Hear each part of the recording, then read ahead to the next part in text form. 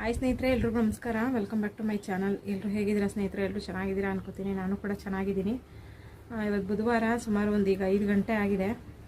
ಇನ್ನೂ ಬಿಸಿಲು ನೋಡಿ ಹೆಂಗಿದೆ ಅಂತ. 5 ಗಂಟೆ ಆದ್ರೂ ಸಿಕ್ಕಾಪಟ್ಟೆ ಬಿಸಿಲಿದೆ ಇವತ್ತು.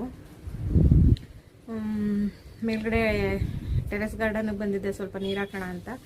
ಹಾಗೆ ಒಂದು ವಿಡಿಯೋ ಮಾಡೋಣ ಅಂತ ಅನ್ನಿಸ್ತು, ಹಂಗಾಗಿ ವಿಡಿಯೋ ಮಾಡ್ತಾಯಿದ್ದೀನಿ. ಅಂದರೆ ಇವತ್ತಿನ ಈ ವಿಡಿಯೋದಲ್ಲಿ ಒಂದಷ್ಟು ಹೊಸದಾಗಿ ಯೂಟ್ಯೂಬ್ ಚಾನಲ್ ಮಾಡೋರಿಗೆ ಈ ವಿಡಿಯೋ ಉಪಯೋಗ ಆಗ್ಬೋದು ಅಂತ ಅನ್ಕೋತೀನಿ ಸ್ನೇಹಿತರೆ. ಹಾಗಾಗಿ ಮೇಲ್ಗಡೆ ಟೆರೆಸ್ಗೆ ಗಿಡಕ್ಕೆ ನೀರು ಹಾಕೋಣ ಅಂತ ನಂಗೆ ಬಂದೆ. ಅಲ್ಲಿ ನೋಡಿ ಸಪೋಟ ಎಲ್ಲ ಎಷ್ಟು ಬಿಟ್ಟಿದ್ದಾವೆ, ಹೆಂಗೆ ಕಾಣಿಸ್ತಿದ್ದಾವೆ ಅಂತ. ಹಾಗಾಗಿ ಹೊಸದಾಗಿ ಯೂಟ್ಯೂಬ್ ಚಾನಲ್ ಮಾಡೋರಿಗೆ ಈ ವಿಡಿಯೋ ಯೂಸ್ಫುಲ್ ಆಗ್ಬೋದು ಅಂತ ಹೇಳ್ಬಿಟ್ಟು ಇವತ್ತಿನ ಈ ವಿಡಿಯೋನ ಶುರು ಮಾಡ್ತಾಯಿದ್ದೀನಿ ಸ್ನೇಹಿತರೆ. ಏನು ಅಂತಂದರೆ, ಹೊಸದಾಗಿ ಯೂಟ್ಯೂಬ್ ಚಾನಲ್ ಮಾಡ್ತಿರೋರು ನಾನು ಮಾಡಿದಂಥ ಕೆಲವೊಂದು ತಪ್ಪುಗಳನ್ನ ಮಾಡಬೇಡಿ ಅಂತ ಹೇಳೋದಕ್ಕೆ ಇಷ್ಟಪಡ್ತೀನಿ. ನಾನೇನು ತಪ್ಪುಗಳನ್ನ ಮಾಡಿದ್ದೀನಿ ಅಂತ ಅನ್ನೋದನ್ನು ಕೂಡ ಶೇರ್ ಮಾಡ್ಕೋತೀನಿ. ಒಂದು ಯೂಟ್ಯೂಬ್ ಚಾನಲ್ನ ಮಾಡಿದ್ರೆ ಆ ಯೂಟ್ಯೂಬ್ ಚಾನಲ್ನ ನಡೆಸ್ಕೊಂಡು ಹೋಗೋದು ಅಷ್ಟು ಸುಲಭದ ಮಾತಲ್ಲ. ಯಾಕೆ ಅಂತ ಅಂದರೆ ಅದಕ್ಕೆ ಸಾಕಷ್ಟು ಶ್ರಮ ಬೇಕು. ಜೊತೆಗೆ ನಮ್ಮ ಒಂದು ಟೈಮ್ ಕೇಳುತ್ತೆ. ಅದಕ್ಕೆ ಬೇಕಾದಷ್ಟು ಸಮಯ ಕೊಟ್ಟು ನಾವು ವಿಡಿಯೋನ ಮಾಡ್ತೀವಿ, ಎಡಿಟ್ ಮಾಡ್ತೀವಿ, ಮತ್ತು ಚಾನಲ್ಗೆ ಅಪ್ಲೋಡ್ ಮಾಡ್ತೀವಿ. ಅದಕ್ಕೆ ಡಾಟಾ ಹಾಕಿಸ್ಬೇಕು. ವಿಡಿಯೋ ಮಾಡೋದಕ್ಕೆ ಎಷ್ಟು ರಿಸ್ಕ್ ಇರುತ್ತೆ ಅನ್ನೋದು ಒಂದು ಯೂಟ್ಯೂಬ್ ಮಾಡುವಂಥ ಯೂಟ್ಯೂಬರ್ಸ್ಗಳಿಗೆ ಮಾತ್ರ ಗೊತ್ತಿರುತ್ತೆ. ಹೊಸ ಯೂಟ್ಯೂಬರ್ಸ್ಗೆ ಹೇಳೋದೇನು ಅಂತ ಅಂದರೆ, ಹೊಸ ಯೂಟ್ಯೂಬ್ ಚಾನಲ್ ಮಾಡಬೇಕಾದ್ರೆ ತುಂಬ ಏನೋ ಒಂದು ಕನಸನ್ನು ಹೊತ್ಕೊಂಡು ನಾವು ಹೆಣ್ಮಕ್ಳು ಇವತ್ತು ತುಂಬ ಜನ ಯೂಟ್ಯೂಬ್ ಚಾನಲ್ನ ಮಾಡ್ತಿರುವಂಥವ್ರು, ನನ್ನನ್ನು ಒಳಗೊಂಡಂತೆ. ಮನೇಲಿ ತಮ್ಮ ಸಂಸಾರಕ್ಕೆ ಅದರಿಂದ ಏನಾದರೂ ಒಂದು ಉಪಯೋಗ ಆಗಬಹುದು ಅನ್ನುವಂಥ ಒಂದು ಕಾನ್ಸೆಪ್ಟ್ ಇಟ್ಕೊಂಡು ತುಂಬ ಜನ ಹೆಣ್ಮಕ್ಳು ಇತ್ತೀಚೆಗೆ ಯೂಟ್ಯೂಬ್ ಚಾನಲ್ಗಳನ್ನ ಶುರು ಮಾಡ್ತಾ ಇರುವಂಥದ್ದು. ಅವರಿಗೆ ಈ ಒಂದು ವಿಡಿಯೋದಲ್ಲಿ ನಾನೇನು ಹೇಳೋಕ್ಕೆ ಇಷ್ಟಪಡ್ತೀನಿ ಅಂತ ಹೇಳಿದ್ರೆ, ಯೂಟ್ಯೂಬ್ ಮಾಡಬೇಕಾದ್ರೆ ಯಾವಾಗ್ಲೂ ರೆಗ್ಯುಲರಾಗಿ ವಿಡಿಯೋಗಳನ್ನ ಅಪ್ಲೋಡ್ ಮಾಡ್ತಾ ಹೋಗಬೇಕು. ವಾರದಲ್ಲಿ ಪೂರ್ತಿ 7 ದಿನನೂ ವಿಡಿಯೋ ಹಾಕೋದಕ್ಕಾಗಲೇ ಇಲ್ಲ ಅಂತ ಅಂದರೂ ಪರವಾಗಿಲ್ಲ, ಒಂದು ವಾರದಲ್ಲಿ ಒಂದು 4 ವಿಡಿಯೋನಾದ್ರೂ ನಾವು ಚಾನಲ್ಗೆ ಅಪ್ಲೋಡ್ನ ಮಾಡಬೇಕಾಗುತ್ತೆ. ಜೊತೆಗೆ ಶಾರ್ಟ್ಸು ಈ ಥರದವನ್ನು ಓನ್ ಕಂಟೆಂಟಲ್ಲೇ ಮಾಡಿ ಹಾಕ್ಬೇಕಿರುತ್ತೆ ಸ್ನೇಹಿತರೆ. ವ್ಲಾಗ್ಗಳು ಅಷ್ಟೇ ಓನ್ ಕಂಟೆಂಟಲ್ಲೇ ಮಾಡಿ ನಮ್ಮ ವಿಡಿಯೋಗಳಷ್ಟೇ ನಾವು ಹಾಕಬೇಕು. ಬೇರೆಯವ್ರ ಕಂಟೆಂಟ್ನ ನಾವು ಯೂಸ್ ಮಾಡೋಂಗಿಲ್ಲ ಚಾನಲ್ ಮಾಡೋರು. ಇದೆಲ್ಲ ಯಾಕೆ ಹೇಳ್ತಾ ಇದ್ದೀನಿ ಅಂತ ಕೊನೆಯಲ್ಲಿ ಹೇಳ್ತೀನಿ, ವಿಡಿಯೋ ಪೂರ್ತಿ ನೋಡಿ.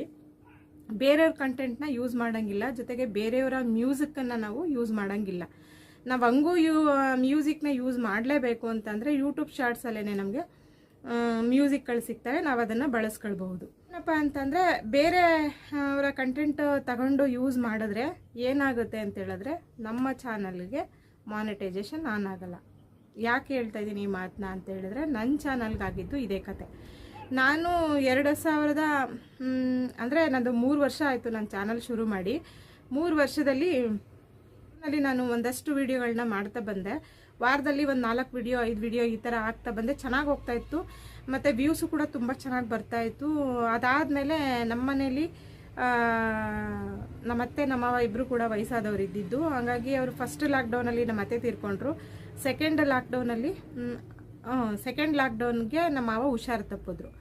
ಹುಷಾರು ತಪ್ಪಿ ಏನಾಯಿತು ಅಂತ ಅಂದರೆ, ಇಬ್ಬರು ಕೂಡ ಡೆತ್ ಆದರು. ಅಷ್ಟೊತ್ತಿಗೆ ನಮ್ಮ ಮಾವಂಗೆ ಹುಷಾರಿಲ್ಲದಿದ್ದಾಗಲೇ ನಾವು ಮನೆ ಕೆಲಸ ಮಾಡೋದಕ್ಕೆ ಶುರು ಮಾಡಿದ್ವಿ. ಆ ಟೈಮಲ್ಲಿ ನನಗೆ ವಿಡಿಯೋ ಮಾಡೋಕ್ಕೂ ಆಗ್ತಿರ್ಲಿಲ್ಲ, ಚಾನಲ್ಗೆ ಅಪ್ಲೋಡ್ ಮಾಡೋಕ್ಕೂ ಆಗ್ತಿರ್ಲಿಲ್ಲ. ಹಿಂಗೆಲ್ಲ ಸಮಸ್ಯೆಗಳಾಗ್ತಿತ್ತು ಅಂತೇಳಿ ನಾನು ವಿಡಿಯೋಗಳನ್ನ ಹಾಕ್ತಿರ್ಲಿಲ್ಲ. ಅಷ್ಟೊತ್ತಿಗೆ ಆಗಲೇ ನಂದು 2000 ಚಿಲ್ಲರೆ ಸಬ್ಸ್ಕ್ರೈಬರ್ಸ್ ಇದ್ದರು. ವಿಡಿಯೋಗಳು ಹಾಕೋಕ್ಕಾಗ್ತಾ ಇರಲಿಲ್ಲ. ಆಮೇಲೆ ಹಿಂಗೆ ಯಾರೋ ಒಬ್ಬರು ಸ್ನೇಹಿತರು ಅವ್ರನ್ನ ಕೇಳಿದೆ, ಹೆಂಗೆ ಮಾಡೋದು ಏನು ಅಂತ ಹೇಳಿದಾಗ, ಜ್ಯುವೆಲರಿ ವಿಡಿಯೋಸ್ಗಳನ್ನ ಶಾರ್ಟ್ ವಿಡಿಯೋಗಳನ್ನ ತೆಗೆದು ಅಪ್ಲೋಡ್ ಮಾಡ್ಬೋದಲ್ಲ ಅಂತ ಹೇಳಿದ್ರು. ನಾನು ಅವ್ರ ಮಾತು ಕಟ್ಕೊಂಡು ಏನು ಮಾಡಿದೆ, ಶಾರ್ಟ್ಸ್ ಜ್ಯುವೆಲರಿ ಡಿಸೈನ್ಸ್ ಇರುವಂಥ ವಿಡಿಯೋಗಳನ್ನ ನಾನು ಅಪ್ಲೋಡ್ ಮಾಡ್ತಾ ಬಂದೆ. ಅಂದರೆ ಆ ಜ್ಯುವೆಲರಿ ಶಾಪ್ ಅವ್ರ ಹತ್ರ ಪರ್ಮಿಷನ್ ತಗೊಂಡು ಹಾಕೊಳ್ತೀನಿ ನಿಮ್ಮ ವಿಡಿಯೋನ ಅಂತ ಹೇಳ್ಬಿಟ್ಟು ಹಾಕೋಕ್ಕೆ ಶುರು ಮಾಡ್ತಾ ಬಂದೆ. ತುಂಬ ಚೆನ್ನಾಗಿ ಹೋಗ್ತಾ ಬಂತು. ಒಂದೊಂದು ವಿಡಿಯೋ 3 ಲಕ್ಷ 4 ಲಕ್ಷದ ತನಕ ವ್ಯೂಸ್ ಹೋಗೋದಕ್ಕೆ ಶುರುವಾಯಿತು. ಭಾಳ ಖುಷಿ ಆಯಿತು ನನಗೆ. ಬೇಗ ನನ್ನ ಚಾನಲ್ ಮಾನಿಟೈಸೇಷನ್ ಆನ್ ಆಗುತ್ತೆ ಅನ್ನೋ ಒಂದು ಹೋಪ್ ಇಟ್ಕೊಂಡೆ ನಾನು. ಜೊತೆಗೆ ವಾಚ್ ಅವರ್ಸು ಕೂಡ, ಶಾರ್ಟ್ಸ್ ವಾಚ್ ಅವರ್ಸ್ ಏನಿದೆ 3 ಲ್ಯಾಕ್ಸು, ಅದು ನನಗೆ ಕಂಪ್ಲೀಟ್ ಆಯಿತು. ಅದಾದಮೇಲೆ ನಾನು ಮಾನಿಟೈಸೇಷನ್ಗೆ ಅಪ್ಲೈ ಮಾಡ್ಕೊಂಡಾದ್ಮೇಲೆ ಏನಾಯಿತು, ಅದು ಮೊದಲನೇ ಸ್ಟೆಪ್ ಓಕೆ ಆಯಿತು, 2ನೇ ಸ್ಟೆಪ್ ಓಕೆ ಆಯಿತು. ಲಾಸ್ಟ್ ಸ್ಟೆಪ್ಪಲ್ಲಿ ನಂದು ಮಾನಿಟೈಸೇಷನ್ ಆನ್ ಆಗಲಿಲ್ಲ, ಕಂಟೆಂಟ್ ಯೂಸ್ಡ್ ಅಂತ ಬಂತು. ಸರಿ ಆಯಿತು ಅಂತೇಳಿ ನಾನು ಕೆಲವೊಬ್ಬರನ್ನ ಯೂಟ್ಯೂಬಲ್ಲಿ ತುಂಬ ಜನನ ವಿಚಾರಿಸಿದ್ದೀನಿ. ಯಾರು ಒಬ್ಬರು ಯೂಟ್ಯೂಬಲ್ಲಿ ಸಪೋರ್ಟ್ ಮಾಡಲಿಲ್ಲ. ಬೇರೆಯವ್ರ ಕಂಟೆಂಟ್ನ ಯೂಸ್ ಮಾಡಬೇಡಿ, ಬೇರೆಯವರ ವಿಡಿಯೋಗಳನ್ನ ನಮ್ಮ ಚಾನಲ್ಗಳಲ್ಲಿ ಹಾಕೋಕ್ಕೆ ಹೋಗಬಾರ್ದು, ಇದು ನನ್ನ ಸ್ವಂತ ಅನುಭವ. ಆಮೇಲೆ ತುಂಬ ಜನನ ವಿಚಾರಿಸಿ ನಾನು ಯಾರು ಕೂಡ ನನಗೆ ಸಪೋರ್ಟ್ ಮಾಡಲಿಲ್ಲ. ಕೊನೆಗೆ ನಮಗೆ ಗೊತ್ತಿದ್ದಂಗೆ ಏನೋ ಒಂದಷ್ಟನ್ನು ಮಾಡಿ ಕೆಲವೊಂದು ವೀಡಿಯೋಗಳನ್ನೆಲ್ಲ ಡಿಲೀಟ್ ಮಾಡಿದೆ. ವೀಡಿಯೋಗಳು ಡಿಲೀಟ್ ಮಾಡ್ಬೇಕಾದ್ರೆ ತುಂಬಾ ಬೇಜಾರಾಯಿತು.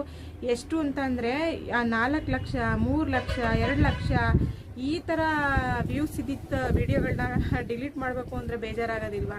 ಮತ್ತು ಸಬ್ಸ್ಕ್ರೈಬರ್ಸ್ ಆದರು, ತುಂಬ ಜನ ಸಬ್ಸ್ಕ್ರೈಬರ್ಸ್ ಆದರು. ಅದಾದಮೇಲೆ ನಾನೇನು ಮಾಡಿದೆ, ಮತ್ತೇನೂ ಒಂದ್ಸಲ ಅಪ್ಲಿಕೇಶನ್ನ ಹಾಕಿದೆ, ಮತ್ತೆ ರಿಜೆಕ್ಟ್ ಆಯಿತು.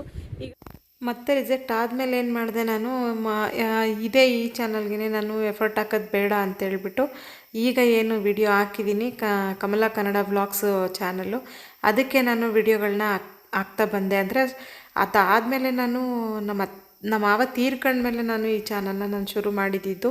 ಹಾಗಾಗಿ ನನ್ನ ಮಗನೂ ತುಂಬ ಸಪೋರ್ಟ್ ಮಾಡ್ದ, ಜೊತೆಗೆ ಯೂಟ್ಯೂಬ್ ರೂಲ್ಸ್ಗಳೆಲ್ಲನೂ ಫಾಲೋ ಮಾಡ್ತಾ ಬಂದ್ವಿ. ಹಾಗಾಗಿ ಈಗ ಈ ಚಾನಲ್ ಕೂಡ ಮಾನಿಟೈಸೇಷನ್ ಆನ್ ಆಯಿತು ನನಗೆ. ಅಂದರೆ ಕಳೆದ ಆ ಚಾನಲಲ್ಲಿ ನಾನು ಏನೇನು ತಪ್ಪುಗಳನ್ನ ಮಾಡಿದನೋ ಆ ತಪ್ಪನ್ನು ಈ ಚಾನಲಲ್ಲಿ ನಾನು ಮಾಡೋಕ್ಕೆ ಹೋಗಲಿಲ್ಲ. ಮ್ಯೂಸಿಕ್ ಅಪ್ಲೋಡ್ ಮಾಡೋದಿರ್ಬೋದು, ಬೇರೆ ಬೇರೆ ಯಾವುದೇ ಥರದ ಸಮಸ್ಯೆಗಳನ್ನೂ ಮಾಡ್ಕೊಳ್ದೇ ನೀಟಾಗೆ ಕಂಟಿನ್ಯೂಸ್ ಆಗಿ ವಿಡಿಯೋಗಳನ್ನ ಹಾಕ್ತಾ ಬಂದೆ. ಇದರಲ್ಲೂ ಮಧ್ಯದಲ್ಲಿ ಸ್ವಲ್ಪ ಗ್ಯಾಪ್ ಆಯಿತು.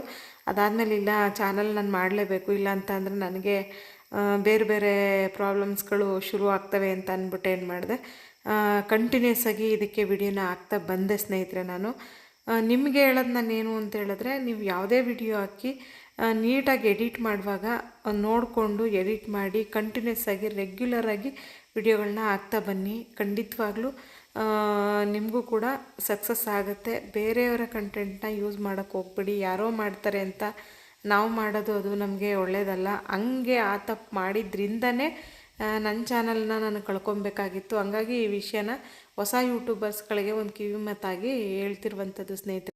ನಾನು ಹೊಸದಾಗಿ ಚಾನಲ್ ಮಾಡ್ತಿರೋರ್ಗೆ ಹೇಳೋದೇನಪ್ಪ ಅಂತಂದರೆ, ಈ ಥರದ ಕೆಲವೊಂದು ಪ್ರಾಬ್ಲಮ್ಸ್ಗಳನ್ನ ಮಾಡ್ಕೊಳ್ಳೋದಕ್ಕೆ ಹೋಗಬೇಡಿ. ನಿಮ್ಮ ಸ್ವಂತ ಕಂಟೆಂಟಲ್ಲಿ ನೀವು ವಿಡಿಯೋಗಳನ್ನ ಹಾಕಿ, ಬೇರೆಯವ್ರ ಕಂಟೆಂಟ್ನ ಯೂಸ್ ಮಾಡಬೇಡಿ. ಬೇರೆಯವ್ರ ವಿಡಿಯೋಗಳನ್ನ ಯಾವುದೇ ಥರದ ವಿಡಿಯೋ ಆದರೂ ಸರಿ, ಜ್ಯುವೆಲರೀಸ್ ವಿಡಿಯೋ ಆದರೂ ಸರಿ, ಮತ್ತು ಬೇರೆ ಸಾಂಗ್ಸ್ ವಿಡಿಯೋ, ರೀಲ್ಸು, ಅವು ಇವು ಕೆಲವೊಂದಷ್ಟು ವಿಡಿಯೋಸ್ಗಳನ್ನ ಹಾಕಬೇಡಿ ಅಂತ. ಯೂಟ್ಯೂಬ್ ಚಾನಲ್ ಮಾಡೋದು ಏನೋ ನಾವು ಒಂದು ಇದರಲ್ಲಿ ಒಂದೇನೋ ಅಚೀವ್ ಮಾಡ್ತೀವಿ, ನಮ್ಮ ಕುಟುಂಬಕ್ಕೆ ಇದರಿಂದ ಏನೋ ಒಂದು ಹೆಲ್ಪ್ ಆಗುತ್ತೆ ಅಂತ ಅನ್ನುವಂಥ, ಮತ್ತು ನಮ್ಮಲ್ಲಿರುವಂಥ ಕೆಲವೊಂದು ಟ್ಯಾಲೆಂಟು ಹೊರಗೆ ಬರಲಿ ಅನ್ನೋ ಕಾರಣ ಇಟ್ಕೊಂಡು ನಾವು ಯೂಟ್ಯೂಬ್ ಚಾನಲನ್ನು ಮಾಡೋದು ಸ್ನೇಹಿತರೆ. ನಾನು ನಿಮ್ಮನ್ನು ಕೇಳ್ಕೊಳ್ಳೋದಷ್ಟೇ, ಹೊಸದಾಗಿ ಯೂಟ್ಯೂಬ್ ಚಾನಲ್ ಮಾಡ್ತಿರೋದು ಇವೆಲ್ಲ ಸಮಸ್ಯೆಗಳನ್ನು ಮನಸ್ಸಲ್ಲಿ ಇಟ್ಕೊಂಡು ಓನ್ ಕಂಟೆಂಟ್ ಕೊಟ್ಟು ವಿಡಿಯೋ ಮಾಡಿ ಚೆನ್ನಾಗಿ ಹೋಗುತ್ತೆ. ವ್ಯೂಸು ಕೂಡ ಇವತ್ತೆಲ್ಲ ನಾಳೆ ಬಂದೇ ಬರುತ್ತೆ. ಹೋಪ್ಸ್ ಇಟ್ಕೊಳ್ಳಿ. ಯಾವುದೇ ಥರ ಇದು ನನಗೆ ಇದರಲ್ಲಿ ಅರ್ನ್ ಮಾಡೋಕ್ಕಾಗಲ್ಲ ಆ ಥರ ಈ ಥರ ಯೋಚನೆಗಳನ್ನ ಬಿಟ್ಟು ವಿಡಿಯೋಗಳನ್ನ ಮಾಡಿ, ವಿಡಿಯೋ ಅಪ್ಲೋಡ್ ಮಾಡಿ. ಯಾವತ್ತಾದರೂ ಒಂದಿನ ಸಕ್ಸಸ್ ಆಗೇ ಆಗುತ್ತೆ. ಶ್ರದ್ಧೆ ಇರಬೇಕಷ್ಟೇ ನಾವು ಮಾಡುವಂಥ ಕೆಲಸದಲ್ಲಿ ಅಂತ ಹೇಳೋದಕ್ಕೆ ಇಷ್ಟಪಡ್ತೀನಿ. ಜೊತೆಗೆ ಈ ವಿಡಿಯೋ ನಿಮಗೆ ಇಷ್ಟ ಆಗುತ್ತೆ ಅಂತ ಅಂದರೆ ಒಂದು ಲೈಕ್ ಮಾಡಿ, ಶೇರ್ ಮಾಡಿ, ಕಮೆಂಟ್ ಮಾಡೋದು ತಿಳಿಸಿ ಈ ವಿಡಿಯೋ ನಿಮಗೆ ಹೇಗೆ ಅನ್ನಿಸ್ತು ಅಂತ. ನನಗೆ ಅನಿಸಿರುವಂಥ ಅನುಭವನ ನಿಮ್ಮ ಜೊತೆಗೆ ಶೇರ್ ಮಾಡ್ಕೊಂಡಿದ್ದೀನಿ. ವಿಡಿಯೋ ಇಷ್ಟ ಆದರೆ ಲೈಕ್ ಮಾಡೋದನ್ನು ಮರಿಬೇಡಿ. ಮತ್ತೆ ಸಿಗ್ತೀನಿ ಮತ್ತೊಂದು ವಿಡಿಯೋದೊಂದಿಗೆ. ಅಲ್ಲಿವರೆಗೂ ಎಲ್ರಿಗೂ ನಮಸ್ಕಾರ ಸ್ನೇಹಿತರೆ.